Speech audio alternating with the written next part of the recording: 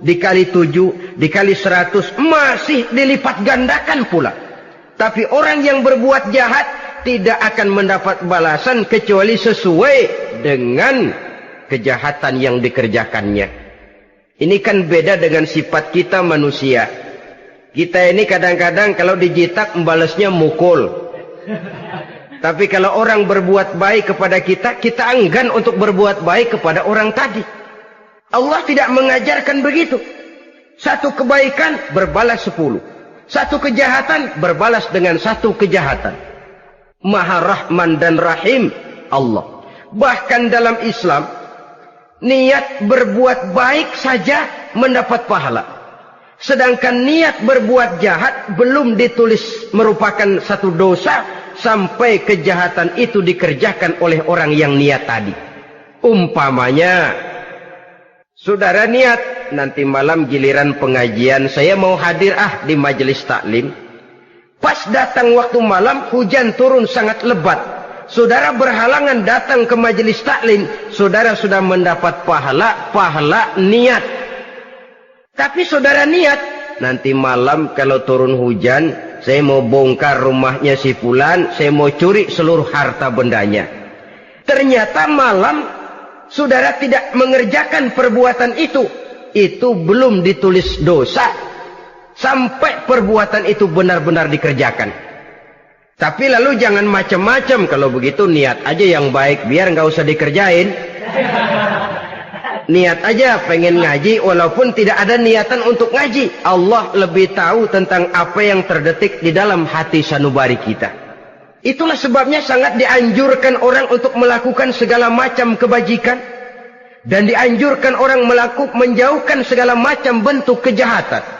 Karena dia akan berefek melahirkan dosa dan pahala. Dosa dan pahala itulah alat untuk memperoleh kebahagiaan di alam kubur, di padang mahsyar, sampai di akhirat nanti. Di dunia ini mungkin segalanya bisa kita beli dengan yang namanya uang. Keamanan kita bisa menyewa petugas untuk menjaga rumah kita. Kendaraan yang mewah bisa kita beli. Udara yang sejuk bisa kita ciptakan. Siapa banyak uang, dia raja. Mungkin itu di dunia. Tapi bisa apa uang kalau kita sudah masuk ke alam kubur? Bisakah munkar nakir kita sogok? Udah karkir, jangan nanya nih, cepet. Bisakah malaikat azab menyingkir dengan uang semir? Ternyata tidak. Untuk memperoleh kebahagiaan di sana, nilai pahala. Kesengsaraan akan kita dapat kalau kita banyak menumpuk dosa. Oleh karena itu jangan beranggapan, pahala nggak kelihatan, dosa juga nggak kelihatan, biarin saja. Yang tidak kelihatan ini pada waktunya akan memegang peranan yang sangat penting. Tapi tidak cuma untuk menghadapi hidup di situ, kita lalu harus berbuat baik dan meninggalkan yang jahat. Terutama juga di dunia ini. Toh pepatah bilang gajah mati meninggalkan gading, harimau mati meninggalkan belang. Apa yang akan kita tinggalkan setelah kita mati? Kita ingin jasad kita boleh hancur terkubur tanah, tapi nama kita ingin hidup terus, dikenang orang 100, 1000, bahkan 1.000.000 tahun yang akan datang. Ditulis orang dengan tinta emas dalam sejarah, tercatat kita sebagai orang baik-baik. Saudara-saudara kaum muslimin rahimakumullah. Lalu perbuatan apa yang bisa mendatangkan pahala itu? Saudara-saudara, semua perbuatan yang diperintah dan dianjurkan oleh Allah, yang dikerjakan dengan ikhlas hanya untuk mencapai ridho Allah, mendatangkan pahala. Kadang-kadang menurut pendapat kita remeh, tapi nilainya di sisi Allah besar. Itu pahala. Menghitung pahala itu hak prerogatif Allah. Perbuatan yang ringan Allah mau berikan ganjaran yang besar, itu urusan Allah. Misalnya, kata Nabi, la tahkiranna minal ma'rufi syai'an. Jangan kamu menganggap remeh perbuatan baik walaupun kecil. Jangan merasa sulit melakukan perbuatan yang mengandung pahala. Bertemu dengan teman, muka kita cerah, berpahala. Menyingkirkan duri di jalanan, berpahala. menolong orang yang sesat, memberitahu orang yang bertanya, berpahala. Tidak sulit kalau kita mau. Yang diperintah dan dianjurkan oleh agama, itu perbuatan yang mengandung nilai-nilai pahala. Masalahnya cuma tinggal mau atau tidak, dan dikerjakan dengan ikhlas. Bertemu teman mukanya cerah, pahala. Menyingkirkan duri di jalanan, pahala. Sedekah, pahala. Tidak berupa perbuatan, bisa berupa ucapan. Misalnya bersolawat, pahala. Bertasbih dan bertahmid, pahala. Kata Nabi, kalimatani khafifatani 'alal lisan, saqilatani fil mizan. Ada dua kalimat yang enteng di lidah tapi berat di timbangan akhirat nanti. Apa itu? Subhanallah walhamdulillah. Itu kan amalan yang ringan, perbuatan yang mudah saja, tapi nilainya demikian besar dalam pandangan Allah. Jadi pendeknya, perbuatan yang bernilai pahala adalah perintah dan anjuran agama yang dilaksanakan dengan ikhlas semata-mata untuk mencapai ridho Allah, itu mengandung pahala.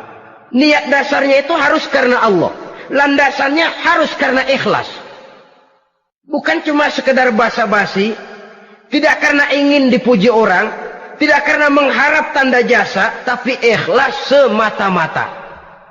Dari perbuatan yang paling kecil dan mudah sekali sampai kepada amalan-amalan yang besar dan memerlukan biaya yang besar, seperti melaksanakan ibadah haji, seperti jihad fi sabilillah, membangun masjid, membangun pondok-pondok pesantren, membangun pusat-pusat kesehatan, membangun jalan-jalan umum, termasuk menjaga keamanan. Jangan dikira loh, siskamling umpamanya, menjaga keamanan kampung tidak berpahala. Kalau diniatkan ibadah, menjaga ketenangan warga supaya mereka tekun ibadah, ikhlas karena Allah, itu juga bernilai ibadah. Keluar kita dari rumah, pergi pagi, pulang sore, peras keringat, banting tulang cari nafkah, buat menghidupi anak istri kita. Kalau diniatkan ibadah, melaksanakan kewajiban sebagai kepala rumah tangga, membantu orang tua sebagai anak, itu juga perbuatan-perbuatan yang mengandung pahala. Yang terbaik sesuai dengan bidang kehidupan kita. Ada orang yang dinamakan abid, ahli ibadah, pahala yang paling baik bagi dia, banyak-banyak tahajud, sembahyang malam, wirid, zikir, tasbih. Ada yang dinamakan orang alim, pahala yang paling baik buat orang macam ini, mengajar, menyebarkan ilmu, mendakwahkan Islam. Ada yang disebut wali, pejabat pemerintah, petugas. Amalan pahala yang paling baik buat orang semacam ini, melayani masyarakat, bekerja di bidangnya sesuai dengan profesinya. Saudara hadirin yang saya hormati, jadi dengan demikian, perbuatan-perbuatan yang mengandung nilai-nilai pahala ini, bisa perbuatan yang menurut kita kecil namun punya nilai besar. Apalagi perbuatan besar dengan biaya yang besar, tentu makin besar juga pahala yang disediakan oleh Allah Subhanahu wa ta'ala. Oleh karenanya, kalau kita bercermin dari ayat Quran, hidup ini kesempatan untuk berbuat baik. Huwallazi khalaqal mauta wal hayata liyabluwakum ayyukum ahsanu amala. Dialah Allah, Tuhan yang telah memberikan hidup dan mati kepadamu, untuk menguji kamu, siapa di antara kamu yang paling baik amal perbuatannya. Jadi tidak saya rinci, tapi cukuplah satu penjelasan global. Perbuatan yang berpahala adalah perbuatan melaksanakan perintah Allah atau anjuran Allah dengan dasar ikhlas, dengan tujuan untuk mencapai ridho Allah semata-mata. Lalu apa perbuatan yang mengakibatkan dosa itu? Saudara-saudara, dosa lahir akibat melakukan larangan Allah atau mengerjakan yang dicelaknya.